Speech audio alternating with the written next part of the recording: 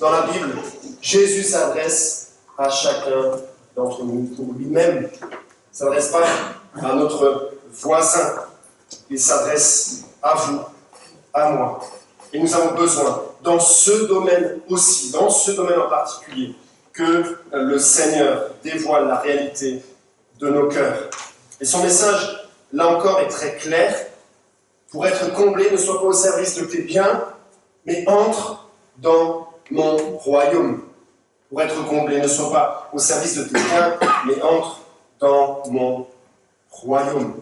Dans mon royaume, vous connaissez cette catégorie qu'on a vue tout à l'heure, dans mon royaume, c'est l'idolâtrie de mes biens.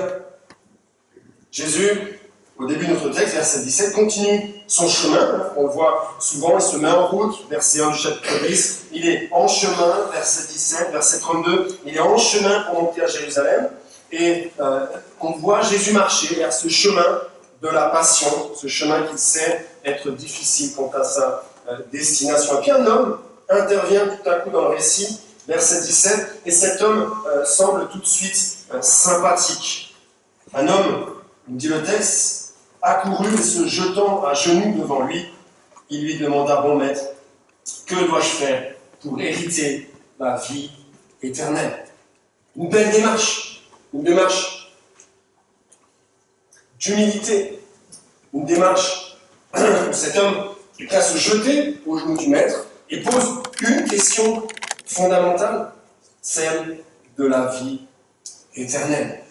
En fait, chez Marc, que l'on parle du royaume ou de la vie éternelle ou d'être sauvé, c'est des synonymes qu'on peut utiliser quasiment de manière interchangeable. Et donc cet homme demande à Jésus comment en fait entrer dans ton royaume, comment profiter de la vie éternelle, la vie de qualité qui était ton intention originelle, la vie dont on est privé comme pécheur et qu'on peut goûter une fois qu'on est pardonné par Dieu, déjà dans cette vie, conduit par lui, et puis dans l'éternité, parfaitement consolé et heureux dans la présence de Dieu. Et puis lorsque Jésus l'interroge, cet homme dit, oui, j'ai fait tout ça, verset 20, dès ma jeunesse. Sympathique.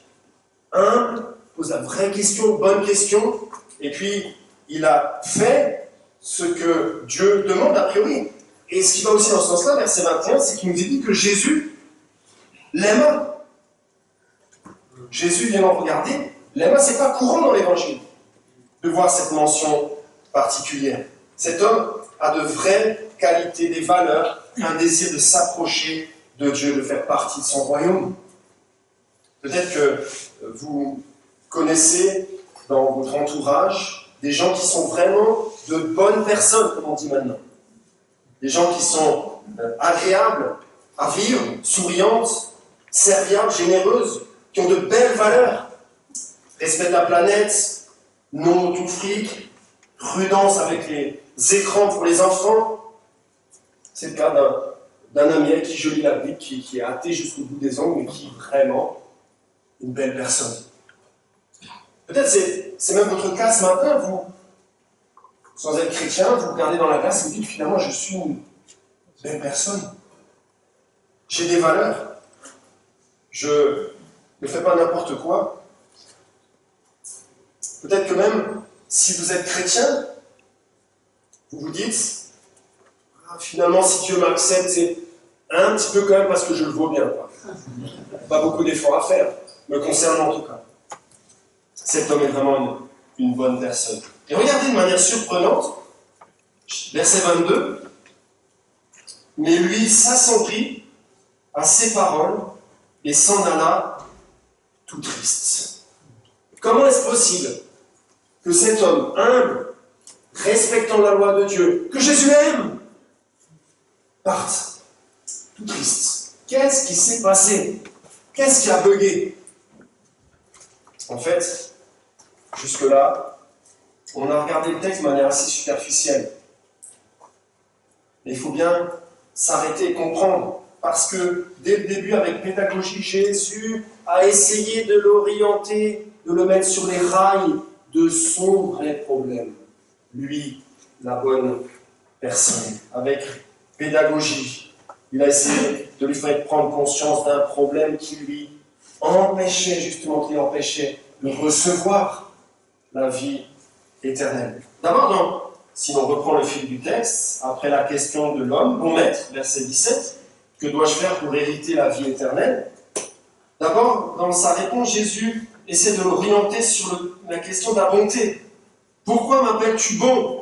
Personne n'est bon si ce n'est Dieu seul. Imaginez, vous posez une question en classe. Pourquoi tu me poses cette question? Réponse un peu dure de Jésus. Jésus n'est pas en train de dire là qu'il n'est pas bon ou qu'il n'est pas Dieu. Mais il est en train de dire deux choses.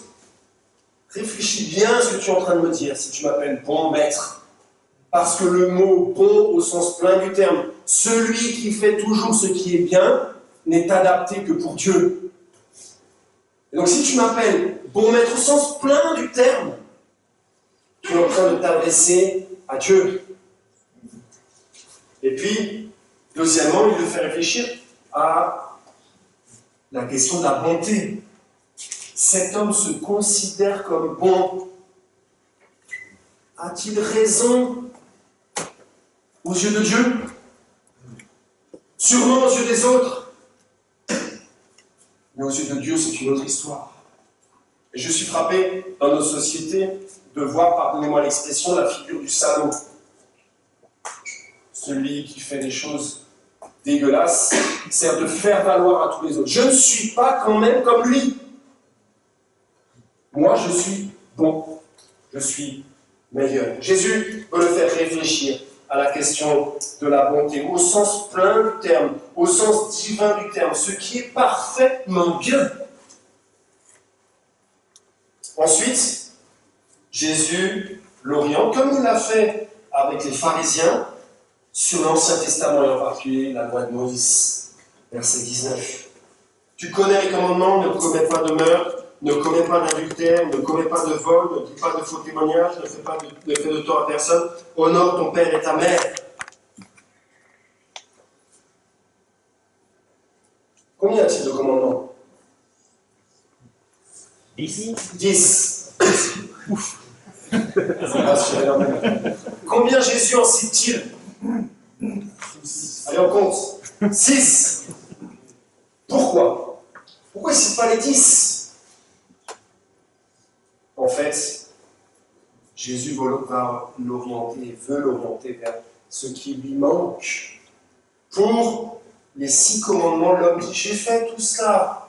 J'ai 20 sur 20, je suis une bonne personne, verset 20, dès ma jeunesse. C'est en fait la deuxième partie des 10 commandements. Ce qui concerne la relation avec les autres, on s'en rend compte. Mais Jésus, en interrogeant ainsi, veut le faire réfléchir à la première partie. Quels sont les premiers commandements? Et en particulier, les 2 premiers. On les trouve dans Exode, chapitre 20, à partir du verset 3. Exode 20, 3 et suivant. Tu n'auras pas d'autre Dieu devant ma face. Tu ne te feras pas de statue, 2e commandement, ni de représentation quelconque de ce qui est en haut dans le ciel, de ce qui est en bas sur la terre, de ce qui est dans les eaux plus bas que la terre. Tu ne te prosterneras pas devant elles, tu ne leur rendras pas de culte, car moi, l'Éternel ton Dieu, je suis un Dieu jaloux.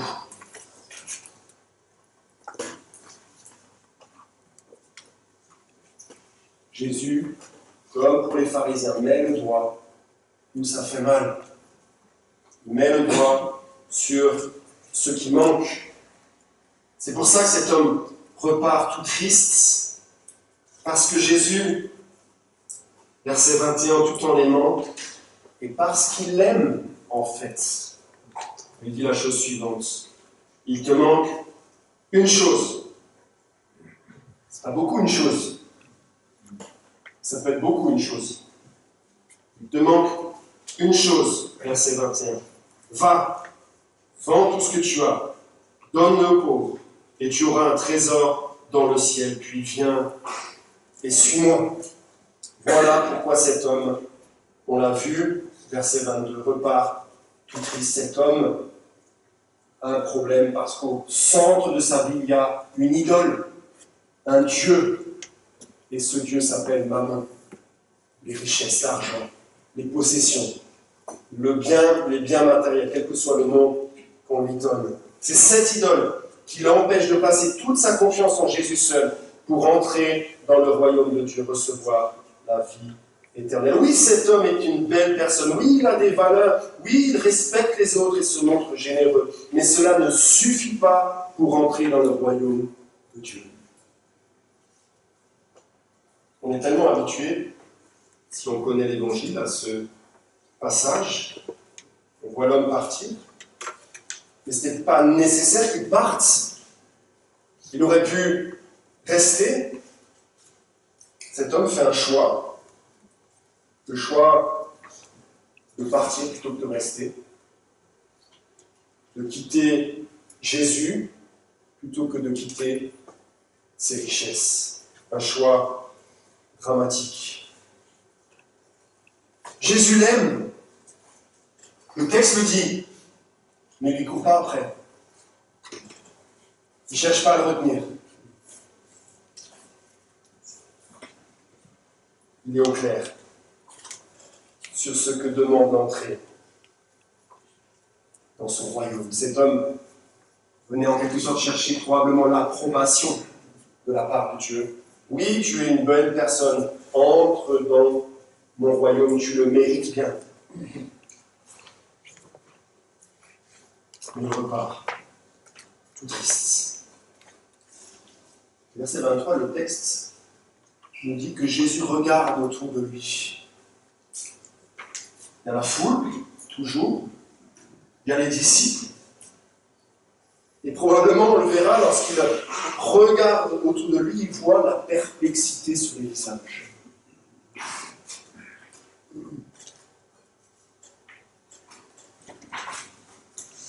Et l'ironie de la suite, c'est que plus Jésus va expliquer ce qui s'est passé, moins les disciples vont comprendre.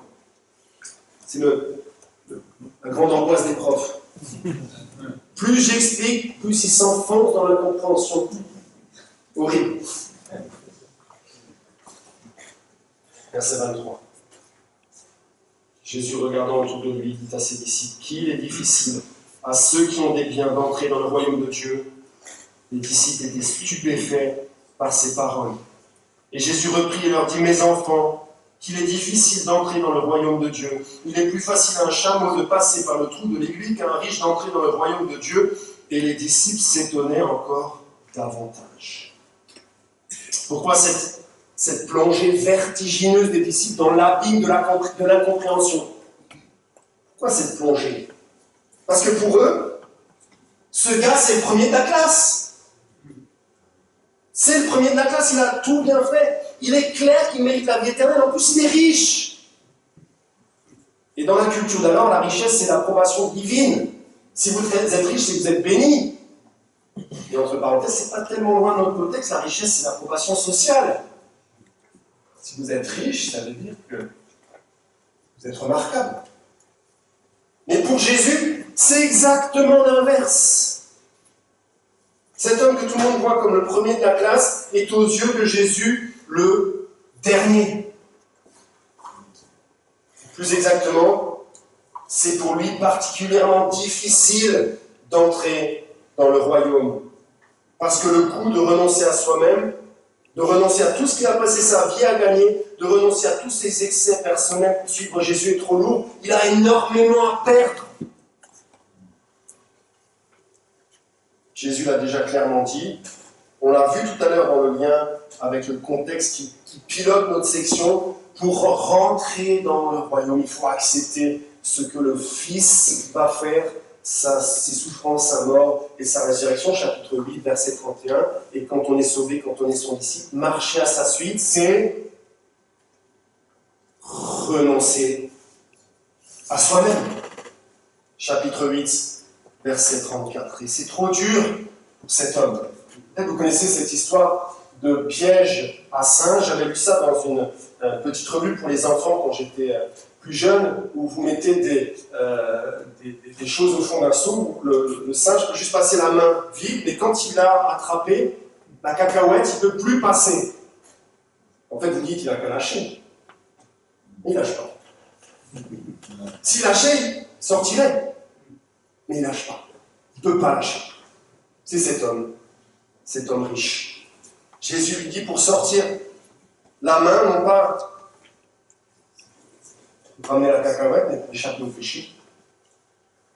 Lâche. T'es bien. Et c'est trop dur pour cet homme. Et on comprend là aussi pourquoi le texte juste avant est charnière. Charnière pour ce qui précède l'histoire des enfants, mais charnière pour ce qui suit. Parce que les enfants, ils n'ont rien en main. Ils acceptent ce qu'on leur donne, avec joie et confiance. Ce que cet homme ne peut pas faire, ne peut plus faire, il est en prison à cause de ce qu'il possède et de ce qu'il a réalisé. C'est pas beaucoup une chose. Une seule chose. Et pour lui, c'est énorme. C'est tout. Et comme si ce n'était pas encore assez, comme pour plonger encore plus les disciples au fond de la perplexité, au fond de l'océan, Jésus montre là-bas de deux manières. Verset 24, qu'il est difficile d'entrer. Il ne parle plus du riche uniquement là. Il parle de tous. Qu'il est difficile d'entrer dans le royaume de Dieu. Une parole qui concerne tous les hommes, et pas seulement les riches. Si je ne m'appelle pas Jeff Bezos, Elon Musk ou Bernard Arnault, je suis concerné. Qu'il est difficile pour chacun de rentrer dans le royaume. Et il montre là-bas encore plus pour les riches, verset 25, avec cette image qu'un enfant peut comprendre. Aiguille, chameau, compliqué. Compliqué. Plus facile à un chameau de passer par le trou d'une aiguille qu'à Jeff, Elon et Bernard d'entrer dans le royaume de Dieu. On n'est pas avec l'histoire de l'aiguille et du chameau dans le domaine du difficile. On est dans le domaine de l'impossible. Verset 26.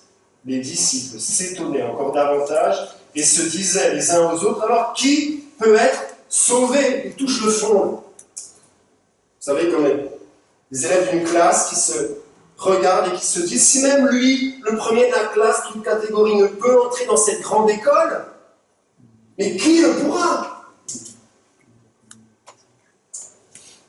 Alors Jésus les regarda de nouveau en leur disant, cela est impossible aux hommes. C'est la suite pour l'instant. Cela est impossible aux hommes. Je me souviens d'une histoire douloureuse, une histoire de famille qui est devenue une histoire amusante. On devait aller en vacances en Suisse. On avait tout préparé. On avait une grande caravane, double essieu. On se réjouissait des vacances.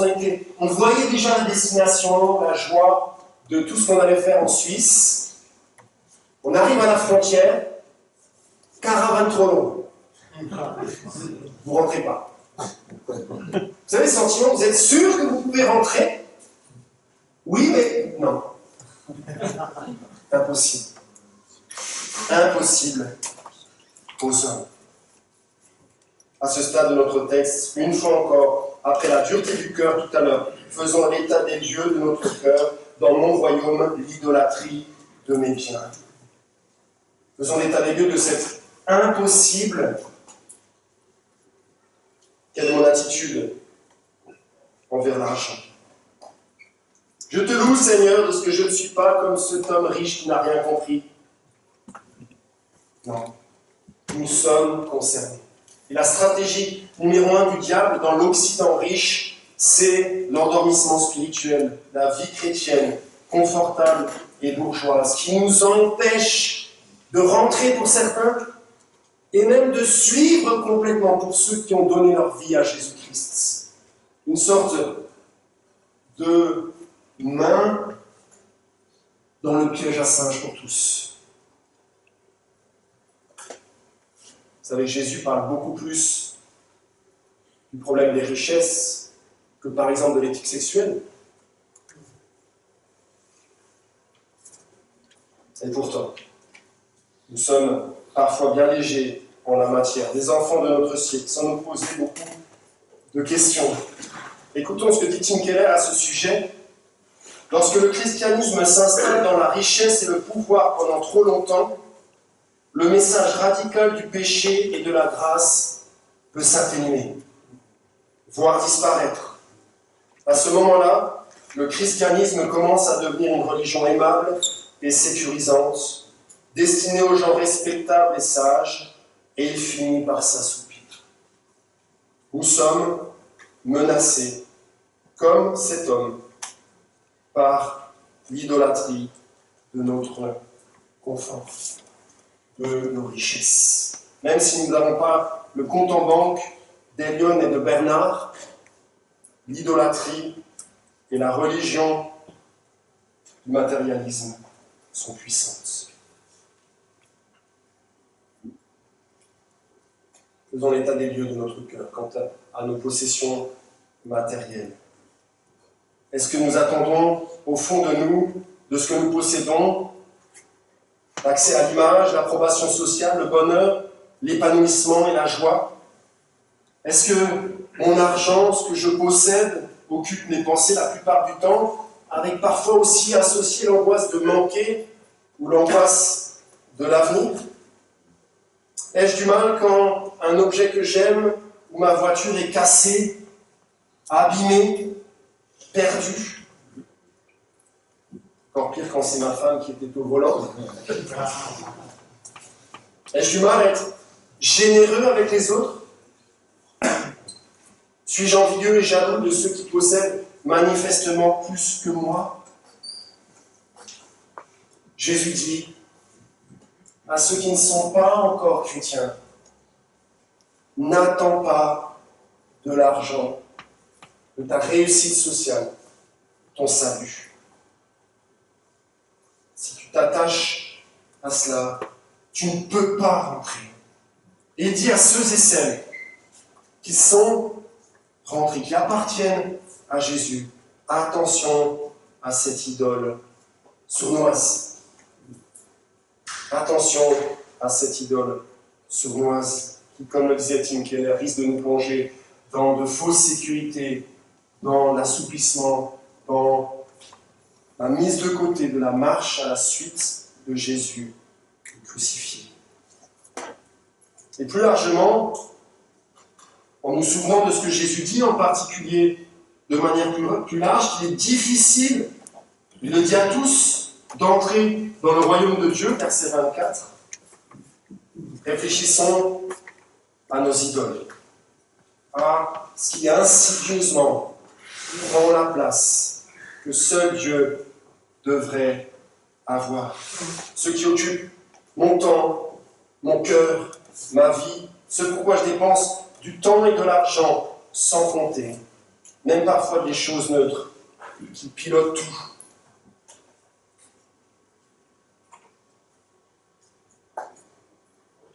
Mon couple et ma famille, ma carrière, tout ce qui fait que j'ai les mains pleines, qui m'empêchent de recevoir le Christ. Et c'est une expérience assez commune que quand vous avez les mains pleines, c'est difficile de recevoir.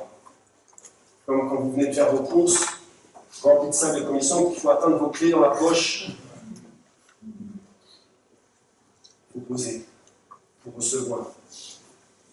C'est vrai avant d'entrer, mais c'est vrai aussi quand on est rentré. Peut-être que tu es disciple de Jésus, mais que des idoles t'empêchent de courir la course. Et on voit ce thème du chemin dans Marc 10 qui est omniprésent.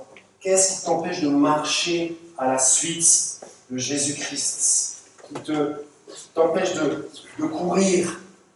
On n'a jamais vu Usain Bolt gagne un 100 mètres, tout Usain Bolt qu'il a été avec un sac à dos rempli de pierres. C'est pas possible. Quelles sont tes pierres? Les choses avouables ou non qui te freinent dans ta course. C'est le moment, avec cette histoire du jeune homme riche, de faire le point, de passer par la confession et la repentance, si besoin, de voir avec honnêteté pour chacun d'entre nous ce qu'on tient trop fort encore et qui nous empêche de suivre le Seigneur Jésus. Pour faire le point, il faut se repentir, il faut s'arrêter devant cet impossible. Mais le verset a une suite, verset 27, Jésus les regarda et dit, cela est impossible aux hommes, mais non à Dieu. Car tout est possible à Dieu. Il faut, a dit Jésus pour son royaume, se repentir. Oui, c'est impossible sans toi, Seigneur. Et il faut croire, placer sa confiance, que entre les mains du Seigneur Jésus, quand on quitte tout pour lui, on sera éternellement comblé dans son royaume. Ce verset 27 est un verset charnière qui nous fait passer de l'impossibilité humaine à la possibilité par la puissance de Dieu. Voilà la bonne nouvelle pour l'homme riche comme pour chacun d'entre nous. Oui, à l'homme c'est impossible, il ne peut se sauver lui-même, mais tout est possible à Dieu. Il peut sauver qui que ce soit et quels que soient les obstacles. C'est dans ses bras que nous devons nous jeter. C'est en lui que nous pouvons placer notre confiance. Et dès là, d'ailleurs, c'est ce que dit Pierre, verset 28. Jésus se mit à lui dire, voici que nous avons tout quitté et que nous t'avons suivi. Et Jésus lui donne raison. Verset 29, Jésus répondit, en vérité, je vous le dis, il n'est personne qui est quitté à cause de moi et de l'évangile, maison, frère, sœur, père, enfant ou terre, et qui ne reçoive au centuple, présentement dans ce temps-ci, des maisons, des frères, des sœurs, des mères, des enfants et des terres avec des persécutions. Et dans le siècle à venir, la vie éternelle. Oui, Pierre, tu as tout quitté pour me suivre. Mais ne comprenons pas mal ce que dit Jésus. Ce n'est pas le fait de tout quitter qui assure le salut. Ce serait une erreur de croire ça. C'est le fait de tout quitter pour Jésus et pour l'Évangile. Le fait de laisser pour prendre, recevoir ce que Jésus est venu faire. Et à la lumière du contexte, là encore, mourir à notre place pour que nous soyons pardonnés et que nous héritions justement la vie éternelle. Pour les disciples, c'était littéral. Ils ont tout quitté pour suivre Jésus. Marc 1, ils étaient en train de pécher. Suis-moi. Ils laissent tout. Ils partent. Pour des frères et sœurs dans le monde, c'est littéral. Tout quitter pour suivre Jésus. Je me souviens d'un frère à Toulouse, Alex, du Togo. Famille musulmane, il se convertit. Conseil de famille. Oncle, tante, frère, sœur, sa mère se lève. Il dit, tu sors. Tu n'es plus mon fils. Tout quitter pour suivre Jésus. Pour d'autres, c'est peut-être moins radical et moins littéral, mais il y a toujours des choses à quitter pour l'Évangile. Et dans notre contexte en particulier, l'attachement aux idoles matérielles. Tout quitter, dit Jésus pour moi, c'est la promesse de recevoir au centuple, abondance, famille, terre, dès maintenant et pour toujours. Théologie de la prospérité. Vous allez être riches. Ce que dit Jésus, c'est que déjà maintenant, dans l'Église, et c'est l'expérience de notre frère Alex, on nous appelle souvent sa famille, lui qui n'en avait plus. Il a trouvé une foule de frères et sœurs, de mamans spirituelles, de papas spirituels, au sein du peuple de Dieu. Une bénédiction, au-delà de toute mesure. Dès maintenant, dans le peuple de Dieu, une vie pardonnés, libérés des idoles. Sous la grâce de Dieu, grâce à la mort de Jésus-Christ. La vie éternelle, dit Jésus, dans le siècle à venir. La présence de Dieu. Et la Bible nous en parle, en particulier dans l'Apocalypse 21, comme dans le lieu où il n'y aura plus deuil, tristesse, souffrance, mais uniquement la présence du Créateur, comblant au-delà de toute mesure nos cœurs. Tout ça, le jeune homme riche aurait pu l'entendre, en profiter, prendre des décisions qui s'imposaient. Mais où est-il? Il est parti. Il est parti. Quelle tristesse et quel drame. En un sens, pour revenir à l'introduction, Rockefeller semble avoir raison. Pour réussir, il faut un but. C'est aussi ce que dit Jésus.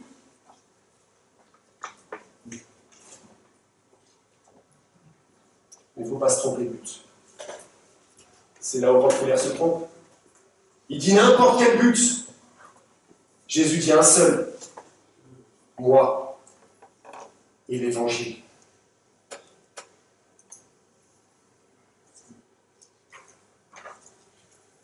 Tous les buts ne se valent pas. L'un conduit à la possession temporelle, qui passe. L'autre à la vie éternelle, qui dure pour toujours. Peut-être que ce matin, tu as quitté quelque chose pour suivre Jésus ou quelqu'un. Peut-être que, à cause de ta foi, tu es mis à l'index dans ta famille, dans ton cercle d'amis, au lycée, à la fac. Peut-être ça te coûte de quitter certaines relations, un statut social, une acceptation sociale. Peut-être que tu as quitté des choses qui te coûtent justement. Entends la bonne nouvelle de l'Évangile de la bouche du Seigneur, Jésus nous-mêmes, au sanctuaire. Pour toujours.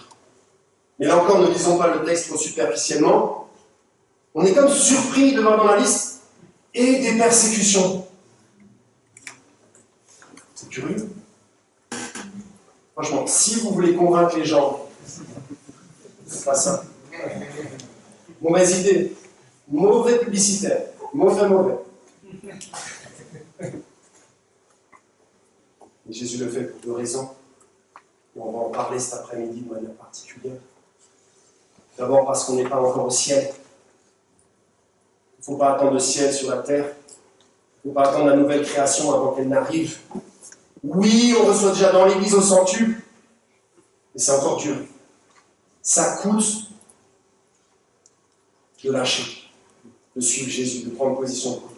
Ça coûte parfois très cher. Et il le fait aussi. Parce qu'on le verra.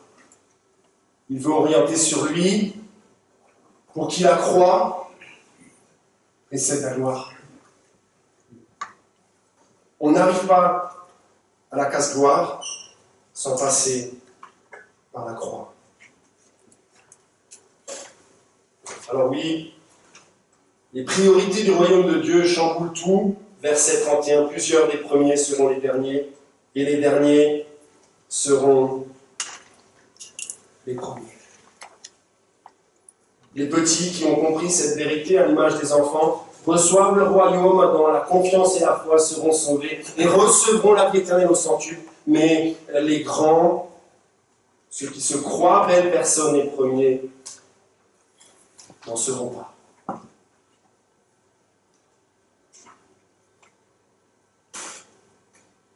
Alors il aurait fallu lire, pour conclure, les versets 32 à 34, et c'est là-dessus que portera ma conclusion. On va les lire maintenant.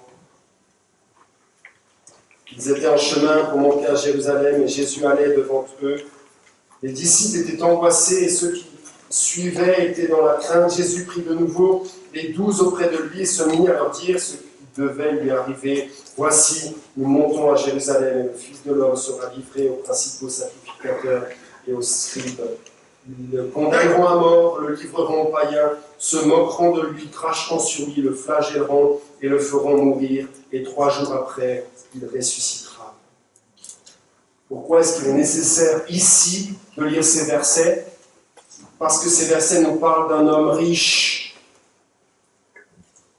Un homme infiniment plus riche que tout ce que l'homme riche pouvait imaginer. Un homme qui avait toujours vécu dans la richesse, la gloire et la joie de la Trinité. C'est bien simple. Tout était à lui. L'homme riche par excellence. Qu'est-ce qu'il a décidé de faire? Est-ce qu'il a tenu ses richesses comme ça, dans son palais? Qu'est-ce qu'il a fait? Il a lâché. Et il a marché sur le chemin de la croix. Il a décidé de tout quitter, de tout laisser pour venir souffrir terriblement. Pas pour lui, pour nous.